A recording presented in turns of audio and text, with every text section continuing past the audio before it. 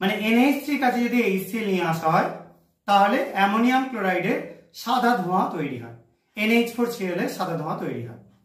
এবং এখানে NH3 এবং HCl দুটোই গ্যাসীয়, কিন্তু সাদা ধোঁয়াটা হয় কঠিন।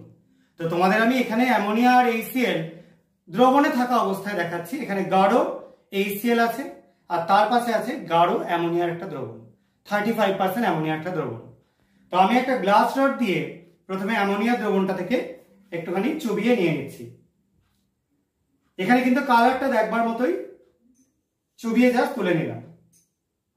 এরপর HCl এর দ্রবণের কন্টেনারের মুখ খুলছি। তোমরা দেখতে পাচ্ছ সাদা ধোঁয়ার মতো উঠছে। এই যে সাদা ধোঁয়াটা, এটা হচ্ছে অ্যামোনিয়াম ক্লোরাইডের সাদা ধোঁয়া। তাহলে এই সাদা ধোঁয়াটা আমাদের প্রমাণ করে যে যদি আমরা অ্যামোনিয়ার সাথে HCl এ বিক্রিয়া করাই তাহলে অ্যামোনিয়াম ক্লোরাইড তৈরি হয়, এবং এই সাদা ধোঁয়াটা সেই অ্যামোনিয়াম ক্লোরাইডের।